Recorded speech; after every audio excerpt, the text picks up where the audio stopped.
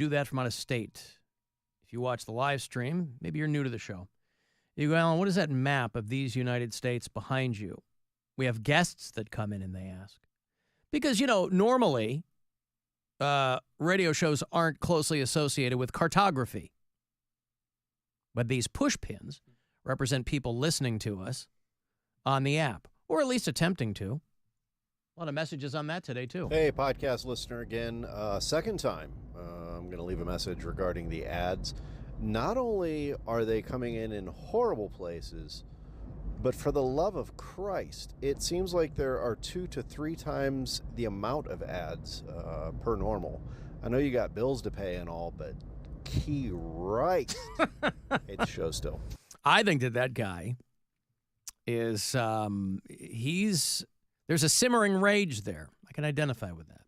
But he's keeping it under wraps.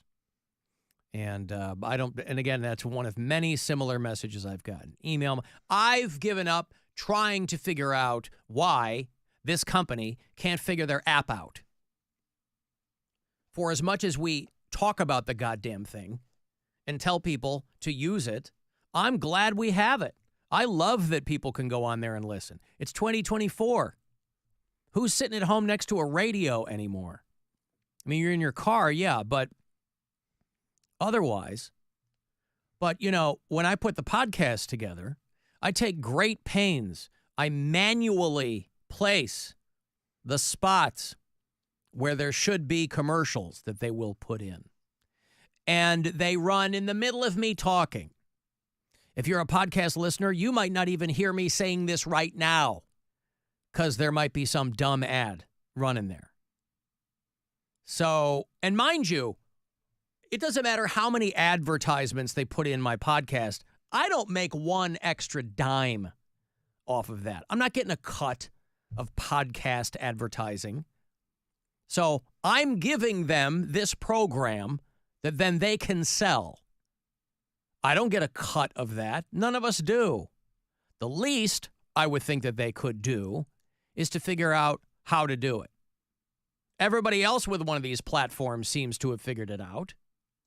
And I'm always happy to help when I have these meetings way up the chain with our digital teams. So I can't figure out why they can't figure it out. But again, I will revert to my original statement, which is, if you try to listen on the app, I very much appreciate your efforts. Because I've been where you are. Going back, I will usually do a post-mortem on this show. I'll go back, I'll listen to some of it so that I know what areas there are that I can improve. And to quote that guy, Christ. That's a good old-timey one. I remember my dad throwing that one out. Christ. But thank you. If you're trying to... Oh, boy.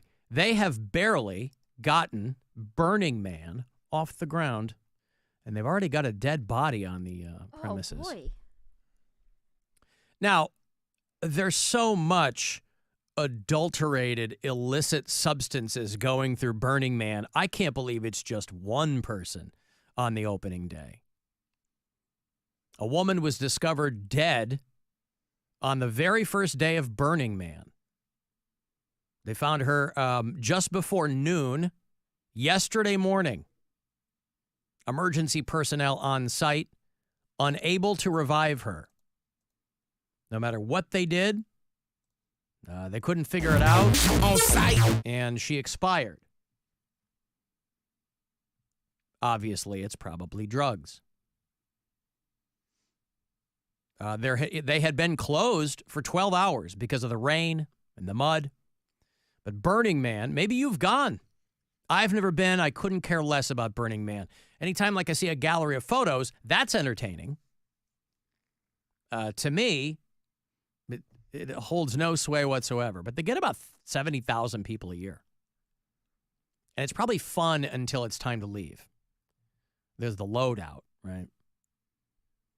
But day one, already got a dead lady. I mean, they have people who die pretty much every year. It's been going on I mean, Burning Man's been around for 40 years, I think. And they've had people die every year. They've had some suicides. Imagine Burning Man is the last thing you're going to do. I have a friend there doing comedy right now. I'm sorry, what? Yeah, yes. I have a friend doing a comedy show at Burning Man. Oh, you do? Yes. Mm-hmm. I don't think she just posted. So I don't think they shut any. I mean, she literally posted today and was like, hey, Burning Man. Oh, yeah, they're not going to. No, they're not. They like shut it down or anything. No. One dead person in 70,000. No, that's not going to suspend any events. But I mean, I wonder how. I'd be curious to know how you get a good vibe from people when you're doing comedy for Burning Man. It's not like they're presented. dressed in. They're tripping on mescaline and they're wearing a loincloth, and you're doing jokes. I know it's not presented by like the festival. It's like it's a very weird, convoluted situation where like one of the performers who got accepted is now shifting her thing to a comedy show, and she reached out to comics she knows. So it's not like Burning Man had a comedy tent, if that makes sense. Yeah, I understand. Hey, Drunk Sue. Hey, baby. A lot of people were asking if you were on the Floating Fandango on Saturday, and we had to tell them, sadly, no. There were a handful of people on the cruise. You didn't hear? On the cruise who thought they met you. Really? Yeah. Well, I was busy. I couldn't come out and fraternize and frolic with everyone. I was the captain. It was a lot of fun, Sue. We would love to get you on one of these cruises. I heard the joke. Yeah, I know. Just so people can say that they met you. Oh, isn't that sweet? Yes. Oh, by the way, there are people out here that are listening to you on the radio. No, I know And that then we also have I know our that phones so we can I know live that chat. I know that there are. I'm just saying that this app has garnered us a much larger audience than it would normally if we were confined to terrestrial radio, is all I'm saying. Oh, It's a function of modern life. No, listen, despite what people think, 80% of the money that this station generates is not from the app. It's from the radio station. So, do you wonder if AI is the new word for terrestrial? I don't. What do you mean? I don't know. I think terrestrial as a word is still. Like I think terrestrial as a word is still doing fine. What do you mean AI is then? I don't know what you mean. Well, I don't know because I don't trust AI. I think it's the big government. Oh, well, in the back window. Why do people? By the way, the government. These are private companies that are scouring all of our accounts for data, and people think it's the government. I don't understand what that. It's these private companies that people should be worried about. They've got way more power than any government. Hey, do you play scratch top tickets? Cardboard crack, is that what you call them, Mary? We're jumping topics. Yeah, that's okay. I don't do a lot of No. transitional material either. Scratch-offs and cardboard crack are different. Ah, She's well, I asking about got a scratch-offs. ticket. Oh, scratchers. Oh, I'll do one every so often. yeah. I got a Monopoly ticket, and I went through the drive-through, and then the part where the UPC or whatever you call that, Yep. the little cove part, was ripped like in the corner where, you know what my luck would have been? That sucker would have been a winner, and I wouldn't have been able to prove it. You know?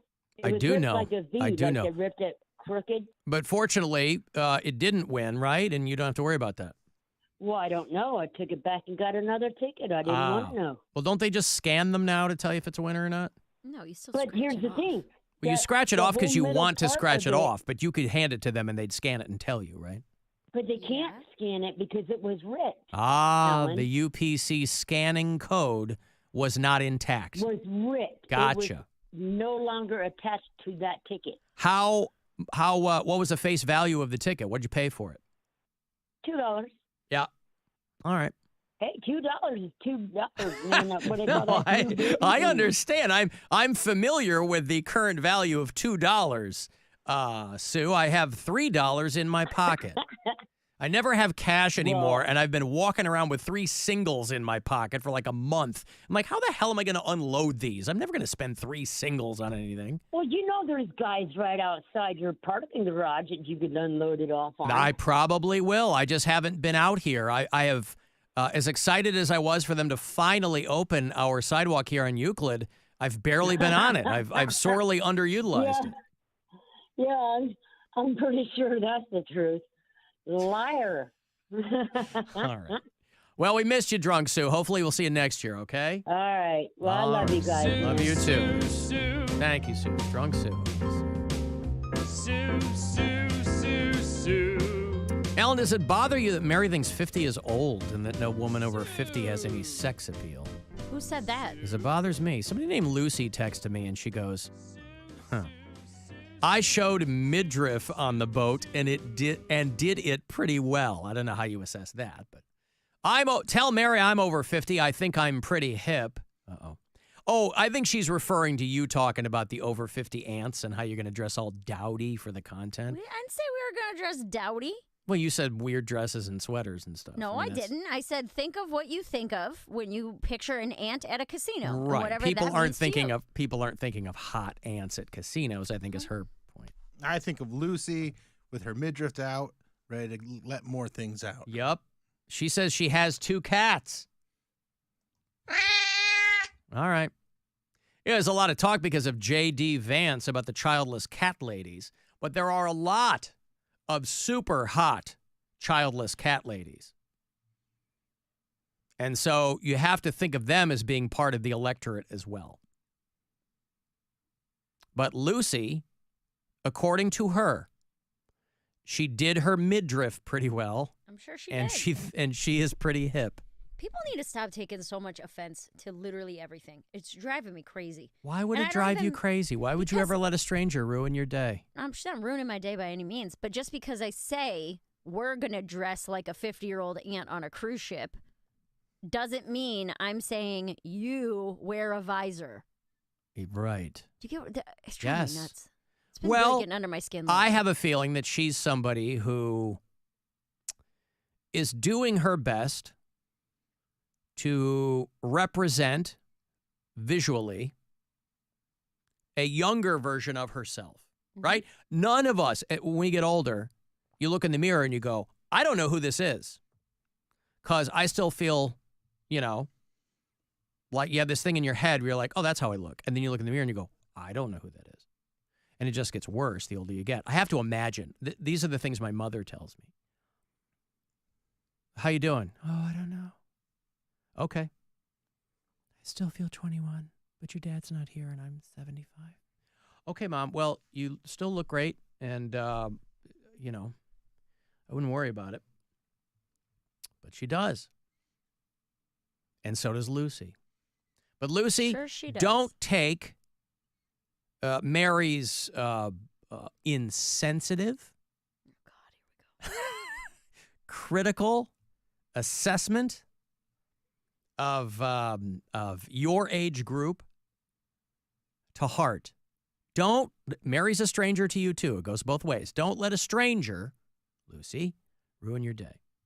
Seek solace in those cats. Play that old-timey song about the guy singing about his girlfriend with the cats. That's a fun song. We're talking about songs from the 40s earlier in the show. And Harry Roy and his orchestra, going back to the 30s, were so popular that it still exists today. There's the cat. She was childless. I wonder if he was playing the piano. Why was there so much like oboe and clarinet back then? 'Cause that's what they had. There wasn't any. But they had the same instruments we have now. They had Yeah. drums. They had, These are like the ones that people were trained on and knew how to play, and this is the big hip stuff. All right. I mean, listen, don't get me wrong. The clarinet, that can be a pretty foxy instrument. But when does it start singing?